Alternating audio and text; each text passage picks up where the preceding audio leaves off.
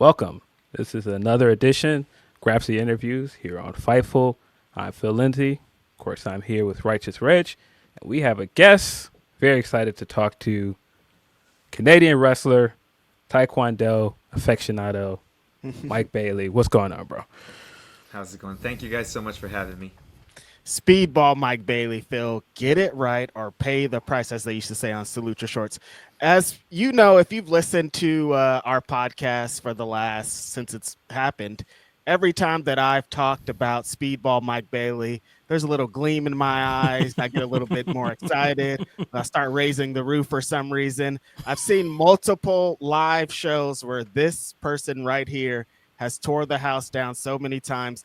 So I was there in Fresno, Mike, and seeing you arrive in AEW to take on Beast Mortos was a beautiful dream of mine. It felt like it's crazy because, you know, you've done so much work here in California. You felt like one of our guys. I don't know why. I just want to take. I'm like, oh, Speedball's one of ours. I don't know. Even though he's from Canada, he's still California. No, you're good, Reg, because I know for a fact that you were there back in the old days, PWG 2015. Yeah, And our friend Will Washington was just telling me that when I was gone from the US, you were one of the guys saying, "Man, when this guy gets back here, things are going to go crazy." So, you can take all the credit you want. You're good. Yes, thank you. Said it themselves. Mike Bailey. We are on record as knowing that I was first on the train. I was there at the PWG match. That's a great place to start, I think. I think that was the first live experience I ever saw you, and you were taking on Kenny Omega. And now, funny enough, here we are so many years later. You're about to take on Kenny Omega again, this time in a triple threat match with Ricochet for the international title. How does it feel to go from there to here? It's been a lot going on, but how do you feel to arriving in AEW? Man, it feels absolutely amazing. I mean, it's been a goal of mine for the longest time, and I think the tagline "AW is where the best wrestle" is so true now more than ever. I mean, PWG back in 2016 was the best option you had in North America to see the best version of professional wrestling, of real raw professional wrestling that was done for the audience and not just one person's vision of professional wrestling, but really Right. a global unified, personification of the art form. And I think that has become PWG. And if you look at AEW, and if you look at all the people that were in PWG at the time, a lot of them are, They're here. they're either at the top of pro wrestling or they're in AEW. Mm-hmm. Yeah, this has been kind of a 10-year journey of you trying to get back to Kenny Omega. Of course, you had the match in 2015 at PWG with him. But, you know, you've been in a lot of the same places he's been. Also, Canadian wrestler, wrestled for DDT, video game fan, Final Fantasy fan. So this is kind of like a dream come true, right? So it is, and I want to say that wrestling him on Sunday at Dynasty will be a full circle moment, but I don't think like wrestling happens in more of a spiral than a circle because I have a feeling that that's going to be the one of many meetings. But if you look at the history of Kenny Omega, I mean, he's someone that I was looking at even before we wrestled in PWG, but even more so after, right? The way like his career kind of went where he was in Canada and the pro wrestling that was happening near him was like not really what he wanted to do. So he took it upon himself, right? He made this video, which I'm sure you guys saw, of a video that he sent to DDT, where he was basically wrestling another local wrestler just out in the wilderness, which was perfect for DDT at the time, and set that in because he wanted to go there, because he had a vision for what he wanted out of professional wrestling, and it wasn't what was being presented to mainstream audiences. It was specific, it was artful, it was different, it was a lot closer to what you see in video games than what you see in on American television. Yeah. And then going over to DDT, and he got to do that, and you can see how that changed his way of looking at pro wrestling. And I got to feel that when I wrestled Kenny in PWG. I really saw that his brain worked differently from any other pro wrestler that I had ever faced before.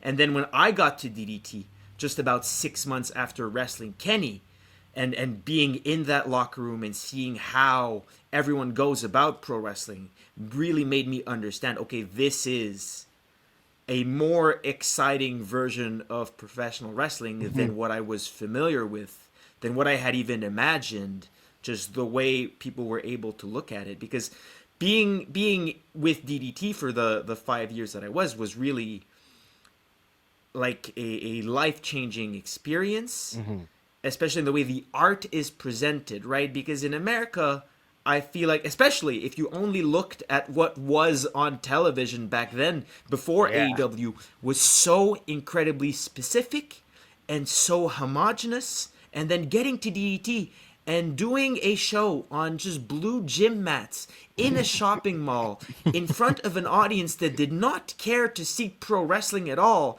that didn't know it was going to be there. But then, just because people understand how to translate pro wrestling,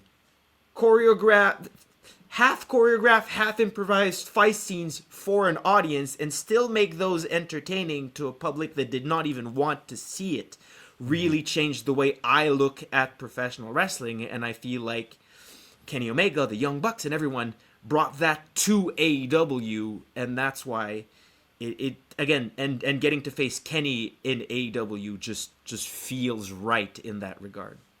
Full circle moment. That's a great way to put it.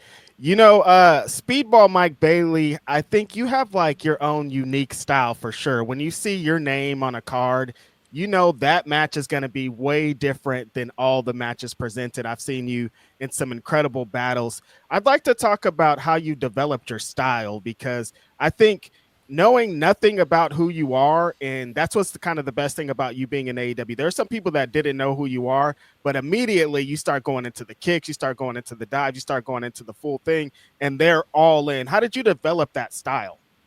So I'm going to take a very long detour for my answer, if you don't mind. No. But I talk a lot in like wrestling training and stuff about the danger of platitudes, right? And how it's very easy to give advice that is ultimately true, but also very obvious and impossible to apply. Like, I think be unique is one of the pieces of advice that is given very early on and often as professional wrestler. And unfortunately, that means absolutely nothing. Right. Just what do you do with that? What does be unique mean? How are you unique? Unique in what ways? Again, because pro wrestling is a very human thing, right? It can't be, if you're entirely unique and no one can follow what you do, then what's the point? But it's been a lifelong and a career-long journey to figure out which parts of pro wrestling I need to really follow strictly, and which parts of pro wrestling I can just make my own, right? And that it took me 20 years of working in front of many, many different kinds of audiences, different sizes, different contexts, different cultures, different ways of filming it, different ways it was going to be consumed, and absorbing it all and noting, being mindful about every single little thing that works and every single little thing that doesn't, so that it could eventually just learn to replicate it and understand it. And what you see now, when you see Speedball Mike Bailey wrestle, you see a collection of the best moments of 20 years of pro wrestling, rules and principles applied, which, I mean, is a career-long journey for every single professional wrestler. And I'm glad that the version that you see in AEW right now is a very polished version of the, of the generic pro wrestler that Speedball Mike Bailey was at one point, and of the hyper creative mess that Speedball Mike Bailey was at one point, that eventually became a polished professional wrestler who is extremely consistent in terms of the quality of my performances that you see today in AEW.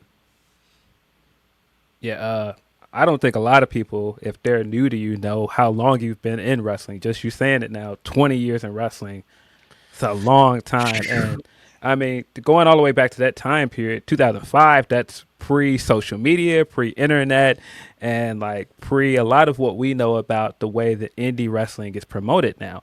You've kind of seen it all from like the 10 years of in Canada to coming to the U.S. and traveling international.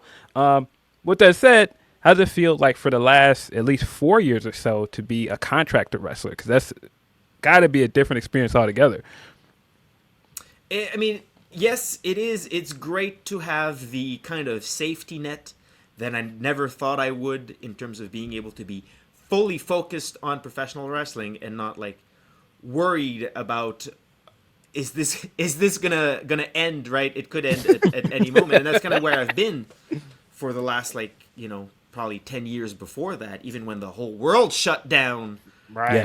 For nearly 2 years, and I didn't know if there would ever be professional wrestling again. I didn't know if I was going to be able to go back to it, after giving so much time to it. But man, pro wrestling in 2025 is by far the best it's ever been.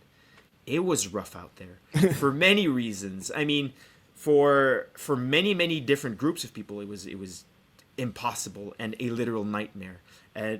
In 2005, when I started wrestling again, it was very different. As you said, it was pre-social media, right? There was no way to get your name out there. There was no way for the shows I was on to even be advertised past promoters, stapling flyers to telephone poles and hoping that people see it. This is pre-Facebook we're talking about. I'm sure a lot of your audience doesn't even remember a world before Facebook. But I mean, it's looking at where pro wrestling was even when I started and where is it now really makes me question the people who are nostalgic for the good old days. Because man, what is being presented now is fantastic. Locker rooms are a nice, supportive, healthy place to be, and it wasn't always that way. And I'm just thankful that I get to be in AEW in 2025. It's the good old days now is what we need to start thinking of. It's funny. There's a week coming up to not be named that for the last couple of years, it's been the Speedball Mike Bailey show. There's a week that's focused on wrestling. It happens in April, around end of March and April, that like you could go to this week and see Speedball Mike Bailey in 10 matches in 1 week, legit. And like every match is hardcore. Every match is the same. It's been kind of a transition now being in AEW because you don't have to work 10 matches a week. You don't have to be in that crazy schedule like you used to. How does your body, how have you adjusted to that, I guess is the question, because you're used to bam, bam, bam, bam. Now it's like 1 or 2 matches a week. You could be a little bit more calmer on your body. Well, so yes and no, I think. It just allowed me to like shift the focus, right? I have been focused on training, like physical training, gym and diet, but also like I was home for 2 months, right? From January to March, I was back in Canada waiting for my visa to be processed so I could start with AEW, and I went to the IWS Wrestling School in Montreal, and I would do matches. I would do 20-minute long matches in practice just for the camera, which I mean, I think that's what every pro wrestler should be doing. Totally. I think you need to get comfortable in the ring, but also I feel like with the experience that I have, I don't need to go at such a high volume in order to stay on top of my game. And I think, man, I did for the last 3 years, I did on average about 150 matches a year for the last 3 years. Wow, that's so many matches. It is, including as you talked about. We'll call it WrestleCon weekend. Yes. Where I did like I think 10, 11, and 12 matches in 2 or 3 days, which is just ridiculous volume.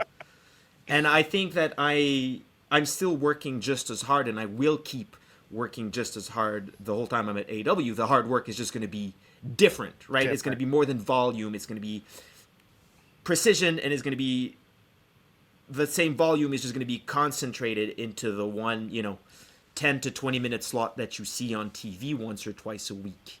But I am... These guys are in trouble is what you're saying. I mean, I will never not be working all the time. I love pro wrestling. It's what I do. And I will always find ways to put more energy into it, whether that's getting to be on social media more, creating more content, putting time in the ring behind training, teaching pro wrestling as well is something that I look forward to having even more time to do. but I think I'm going to be just as active as I ever was. Speaking of being active, 2023, you did travel to Japan again to be a part of the Best of Super Juniors. Great run in that tournament. Do you have any like aspirations to re-enter that tournament or go back to New Japan at some point? Yes, I absolutely do. That Best of the Super Juniors tour was like, in theory, grueling. It was like I think 12 matches in 20 days or something like that. I'm not sure, but it was always on the road. We had one day off that was not a travel day. It was either wrestle or, move on to the next town. But the whole time I was there, I was just so happy every second. I love being in Japan. I love New Japan Pro Wrestling. Beyond the matches I did, I just loved watching the wrestling that was being put on. I love traveling for pro wrestling. It is my favorite thing. I think a big part of what makes me who I am today is the fact that, again, I got to wrestle in so many different places and got to learn so many styles and needed to adapt to so many different audiences. And that is absolutely something that I would love to do now, especially as with an even bigger platform, right? Representing AEW and going around the world. I got to talk yesterday on Unrestricted when we talked about Dynasty a little bit about what I would do if I were international champion, and I think that having that championship, right? Takeshita got to defend it in many different countries, and I would do the same. I mean, as a Canadian, I know what that's like, and I know what it would mean to be able to take that belt and give someone from a country that does not have anywhere near the same kind of opportunities as people do in America a chance to wrestle the AEW International Champion, right? I think that would make a huge difference. So yeah, absolutely. Traveling, going back to New Japan, going to CMLL, who AEW works closely with, is absolutely something I would love to do. Very, very excited about all of it. Very excited about your match this weekend, triple threat match, Kenny Omega and Ricochet. You haven't talked about Ricochet. What's your strategy for Ricochet? What are you going to do to take out the high flying, to take out? He's kind of a bad guy these days. What's the difference in Ricochet that you used to see and the one now? So it's funny because Ricochet, again, he is one of the world's most talented wrestlers. Yes. Easily. Yeah. He is one of the most influential high flyers of our generation, right? It's extreme innovator, just pushed the envelope, unbelievable stuff. Hasn't really seen a lot of success in terms of wins in AEW, right? He lost to Swerve, right? And lost his previous championship opportunities. Again, came close, but I think that Ricochet, his main issue right now is he is way more interested in trolling than in winning professional wrestling matches. So, I mean, I think what I have to do is I'm focused on Kenny Omega. He's the champion. I have to beat the champion, and I have to not let Ricochet get in the way. Yeah.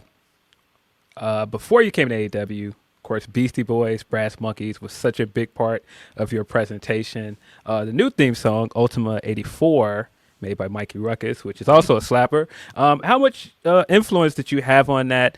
Did you come in? Because, of course, it seems like there are similarities between that time period of rap and this song. Did you come in and say, this is, similar to something I want? So, not really. So Really? Mikey Ruckus came at me. He said the message. He was like, hey, we're going to make you a song. I have a vision. I know what it's meant to sound like. And I was like, great. Because it's the same relationship that I have with Sway Archer, right? Who makes all my gear. And Sway Archer just either says, hey, I want to do this. And I'm like, if you see it, I trust you as an artist. Just run with it. And I always will. If a super talented artist comes at me and says, hey, I have a vision for what this needs to be, great. If Mikey Ruckus had gone, hey, I'm not too familiar with your work. I'm gonna look some stuff up, but so do you know what you want? Then yeah, I would have had input. But he goes, I know you. I know what you're all about, and I know what this song needs to sound like. Run with it. Go. I don't need to say anything. Shout out to Mikey Ruckus. He did an amazing job. Amazing. It's so when he played it for me, and I was like, oh, Speedball, it's going to be perfect. When it hit in Fresno, I was all, yep, there it is. It just fits so perfectly there. Speedball, we'd like to thank you for your time here. We're excited to see you this weekend, International Championship, Kenny Omega, Ricochet. It's going to be an amazing match. Excited to see what you do here in AEW moving forward, and excited about your journey. Thank you all so much for having me. It's been a pleasure. Great having you. This has been Grapsody, Speedball Mike Bailey. We're out of here. Easy peasy. If you're a wrestling fan and you're frustrated with all the services you need to watch all the different wrestling shows, Fightful has your solution with nordvpn.com/Fightful. Change your virtual location with just one click, and you'll be able to watch Raw, SmackDown, NXT, and PLEs on one Netflix account. You'll also be able to get a lot of pay-per-views at a much more affordable price than you do here in the United States. This is a must-have for wrestling fans. That way you don't have to have 7 different accounts to watch all of the shows that you want to watch. In addition to that, they have a great 30-day money-back guarantee and an incredible deal right now going on. But that's far from it. You can protect yourself on their VPN service, the fastest in the world, shield your data from snoops and criminals, protect yourselves on public Wi-Fi, and it's available on all your devices and operating systems. NordVPN.com/Fightful.